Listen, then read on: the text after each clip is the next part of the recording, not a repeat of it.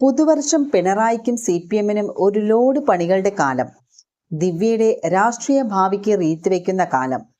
ഗോവിന്ദന് മക്കളെ അഴിക്കുള്ളിൽ കാണേണ്ടി വരുമോ എന്നുള്ള ഭയത്തിന്റെ കാലം. നവീൻ ബാബു കേസിന് പിന്നിലെ പെട്രോൾ പമ്പ് ഇടപാടും മുഖ്യമന്ത്രിക്ക് നൽകിയ വ്യാജ പരാതിയും CBI അന്വേഷിച്ചാൽ AKG സെന്ററിനുള്ളിലും അറസ്റ്റ് നടക്കുമെന്നുള്ള ഭയത്തിൽ CPM-ഉം. 2025 പുലർന്നപ്പോൾ ഹാപ്പി ന്യൂ ഇയർ പോസ്റ്റിട്ട ദിവ്യയ്ക്ക് ഇനി അങ്ങോട്ട് കാര്യങ്ങൾ അത്ര ഹാപ്പി ആയിരിക്കില്ല. ADM-ന്റെ മരണത്തിൽ CBI അന്വേഷണം ആവശ്യപ്പെട്ടുള്ള ഹർജിയിൽ ഹൈക്കോടതി എടുക്കുന്ന തീരുമാനം അതിനിർണായകമാണ്. ഈ കേസിൽ അന്വേഷണത്തിന് CBI എത്തിയാൽ കണ്ണൂരിലെ CPM നേതൃത്വമാകെ വെട്ടിലാകും. പെരിയ കേസ് വിധിയിൽ അടപ്പ് തെറിച്ച പാർട്ടിക്ക് കുരുക്കായി നവീൻ ബാബു കേസ്. ദിവ്യയുടെ അടിവേരിളക്കിയ പോരാട്ടം അവസാനിപ്പിക്കൂ. നവീന്റെ ജീവനെടുത്ത എത്ര വലിയ കൊമ്പന്മാരായാലും അവരെ നിയമത്തിന്റെ മുന്നിൽ എത്തിച്ചേ അടങ്ങൂ എന്നുള്ള മഞ്ജുഷയുടെ നിശ്ചയദാർഢ്യമാണ് CPM-ന്റെ കുറ്റി തെറിപ്പിക്കുന്നത്. ചതിച്ചവരോടൊക്കെ നിയമം കൊണ്ട് മറുപടി പറയാൻ മഞ്ജുഷ ഇറങ്ങിയപ്പോൾ കണ്ണൂർ മാഫിയയുടെ നെഞ്ചത്ത് റീത്ത് വെച്ചതാണ്. നവീന്റെ കുടുംബത്തെ പിന്തിരിപ്പിക്കാൻ പല കളികൾ കളിച്ചിട്ടും ഏറ്റില്ല. ഒപ്പമുണ്ടെന്ന് പറഞ്ഞ് ഗോവിന്ദൻ കാലുവാരിയെടുത്ത് നിന്ന് മഞ്ജുഷ വഴിവെട്ടി തുടങ്ങിയതാണ്.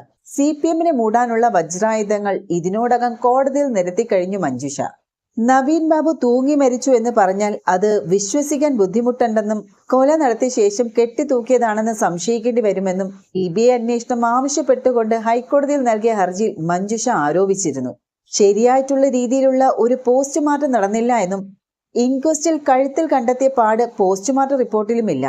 വിവരാവകാശ നിയമപ്രകാരം ആവശ്യപ്പെട്ട വിവരങ്ങളും നൽകുന്നില്ല. 55 കിലോ ഭാരമുള്ള നവീൻ എങ്ങനെ ചെറിയ കയറിൽ കെട്ടിത്തൂങ്ങി മരിക്കുമെന്നും ഹർജിക്കാരി ചോദിച്ചു. പ്രതിയെ സംരക്ഷിക്കണമെന്ന് CPM സംസ്ഥാന സെക്രട്ടറി പറഞ്ഞിരുന്നുവെന്നും ജയിലിൽ നിന്നിറങ്ങിയപ്പോൾ PP ദിവ്യയെ സ്വീകരിക്കാൻ സെക്രട്ടറിയുടെ ഭാര്യ പോയെന്നും മഞ്ജുഷ ഹർജിയിൽ പറഞ്ഞിട്ടുണ്ട്. നവീൻ ബാബു കേസിൽ ദിവ്യ ഉൾപ്പെട്ടതാണ് CPM-ന്റെ ഉറക്കം കെടുത്തുന്നത്. പെരിയ കേസിൽ ഉദുമ മുൻ MLA കുഞ്ഞിരാമൻ ഉൾപ്പെടെ സംഘത്തെ പൂട്ടിയ CBI ദിവ്യയെ തൂക്കുമെന്നുള്ള കാര്യത്തിൽ ഒരു സംശയവും വേണ്ട. കുഞ്ഞിരാമനെ പഴുതടച്ച് അന്ന് അകത്തിടുകയായിരുന്നു CBI. നവീൻ ബാബു കേസിൽ ദിവ്യയെ രക്ഷിച്ചതുപോലെ പെരിയ കേസിൽ കുഞ്ഞിരാമനെ രക്ഷിക്കാൻ നോക്കിയിരുന്നു ക്രൈംബ്രാഞ്ച്. എന്നാൽ കുഞ്ഞിരാമന് ഗൂഢാലോചനയിൽ പങ്കുണ്ടെന്നും പ്രതിയെ രക്ഷിക്കാൻ ഇടപെട്ടു എന്നും CBI കണ്ടെത്തുകയും ചെയ്തു. രണ്ടാം പ്രതി Saji C ജോർജിനെയാണ് KV Kunhiraman police കസ്റ്റഡിയിൽ നിന്ന് മോചിപ്പിച്ചത്. ഇതിന് തെളിവില്ലായിരുന്നു എന്നായിരുന്നു പ്രതിഭാഗത്തിന്റെ വാദം. എന്നാൽ ഈ വാദം കോടതി തള്ളി.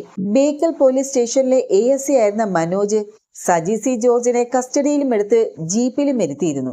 അവിടെ എത്തിയാണ് KV കുഞ്ഞിരാമൻ, ഉദമ മുൻ area secretary K Manikandan, Pakkam local secretary ആയിരുന്ന രാഘവൻ വെളുത്തോളി, KV ഭാസ്കരൻ എന്നീ CPM നേതാക്കൾ പ്രതികളെ മോചിപ്പിച്ചതെന്ന CBI വാദം കോടതി അംഗീകരിച്ചു. സംഭവത്തിൽ ദൃക്സാക്ഷിയായിരുന്ന മാധ്യമ പ്രവർത്തകൻ മാധവന്റെ മൊഴിയും നിർണായകമായിരുന്നു. അന്വേഷണ സംഘത്തിന് മുന്നിലും വിചാരണ സമയത്തും താൻ കണ്ട കാര്യം കൃത്യമായി തന്നെ ഇദ്ദേഹം വിവരിച്ചിരുന്നു. തുടർന്നാണ് കേസിൽ KV കുഞ്ഞിരാമൻ അടക്കമുള്ള 4 CPM നേതാക്കളെ കോടതി ശിക്ഷിച്ചത്. പ്രതിയെ രക്ഷിച്ച കുഞ്ഞിരാമനെ വെറുതെ വിടാത്ത CBI നവീൻ ബാബുവിനെ കൊന്ന് കെട്ടിത്തൂക്കാൻ കളമൊരുക്കിയ ദിവ്യയെ വെറുതെ വിടുമോ? അധികാരമോഹത്തിൽ വഴിവിട്ട പലതിനും കൂട്ടുനിന്ന ദിവ്യയുടെ തനിനിറം വെളിച്ചത്ത് വരാനിരിക്കുന്നതേയുള്ളൂ. MLA കസേര മുതൽ മന്ത്രി കസേര വരെ സ്വപ്നം കണ്ടിട്ടാണല്ലോ കണ്ണൂർ CPM മാഫിയയുടെ നെറുകേടുകൾ സഖാത്തി കുടപിടിച്ചത്. അതിനുള്ള വിലങ്ങ് ഒരുങ്ങുന്നുമുണ്ട്. ദിവ്യയും പ്രശാന്തനും കളക്ടറും നടത്തിയ ഗൂഢാലോചനകളും അതിന് പിന്നിൽ വമ്പന്മാരുടെ മാഫിയ ബന്ധങ്ങളും കണ്ടെത്താൻ CBI ഇഴകീറി പരിശോധിക്കുമെന്നതും കളക്ടറേറ്റിലെ ജീവനക്കാർ അരുൺ K വിജയന്റെ തനിനിറം പുറത്തു പറയും. യോഗം നടക്കുന്നതിന് മുൻപ് ദിവ്യയും കളക്ടറും ഫോണിൽ സംസാരിച്ചതുൾപ്പെടെ പുറത്താകും. പോസ്റ്റ്മോർട്ടത്തിലെ കള്ളക്കളി വെളിച്ചത്താകുകയും ചെയ്യും. നവീൻ ബാബു കേസിൽ CBI വന്നാൽ ആഭ്യന്തര വകുപ്പും കേന്ദ്ര അന്വേഷണ ഏജൻസിയും നേർക്ക് ഏറ്റുമുട്ടും. സർക്കാരിനെ വെള്ളം കുടിപ്പിച്ച പെരിയ കേസിലും CBIയും പിണറായും പോരായിരുന്നല്ലോ. 2019 സെപ്റ്റംബർ 30 പെരിയ ഹൈക്കോടതി സിംഗിൾ ബെഞ്ച് ഇരട്ടക്കൊലക്കേസ് അന്വേഷണം CBIക്ക് വിട്ടെങ്കിലും കേസ് ഡയറി അടക്കമുള്ള രേഖകൾ കൈമാറാൻ നേരത്തെ അന്വേഷണം നടത്തിയ ക്രൈംബ്രാഞ്ച് തയ്യാറായിരുന്നില്ല. ഈ കാര്യം ആവശ്യപ്പെട്ട് 6 കത്തുകൾ അന്ന് DGP ആയിരുന്ന ലോക്നാഥ് ബെഹ്റയ്ക്കും ക്രൈംബ്രാഞ്ച് ചുമതലയുള്ള S ശ്രീജിത്തിനും നൽകിയെങ്കിലും അനുകൂല മറുപടിയൊന്നും ഉണ്ടായിരുന്നില്ല. കേസ് രേഖകൾ എങ്ങനെ CBIക്ക് കൈമാറണമെന്ന് ഡയറക്ടർ ജനറൽ ഓഫ് പ്രോസിക്യൂഷനോട് നിയമ ഉപദേശം തേടിയിരിക്കുകയാണെന്നുള്ള വിചിത്രമായ മറുപടിയാണ് DGP ലോക്നാഥ് ബെഹ്റ CBIക്ക് നൽകിയത്. പിന്നീട് CBI നിർണായക നീക്കം നടത്തി. അന്വേഷണ രേഖകൾ പിടിച്ചടക്കുന്നതിനടക്കം അധികാരമുള്ള CRPC 91 നോട്ടിൽ CBI ക്രൈംബ്രാഞ്ചിന് നൽകി. ഹൈക്കോടതി ഉത്തരവുണ്ടായിട്ടും സർക്കാരും ക്രൈംബ്രാഞ്ചും സഹകരിക്കാതിരുന്നതോടെ അന്വേഷണവുമായി സ്വന്തം നിലയ്ക്ക് CBI മുന്നോട്ടും പോയി. FIR രഹസ്യമായി രജിസ്റ്റർ ചെയ്ത് എറണാകുളം CGM കോടതിയിൽ നൽകി. ഇതിനിടയിൽ അന്വേഷണം CBIക്കും വിട്ടു. നടപടിക്കെതിരെ സർക്കാർ അപ്പീൽ ഡിവിഷൻ ബെഞ്ചിൽ നൽകി.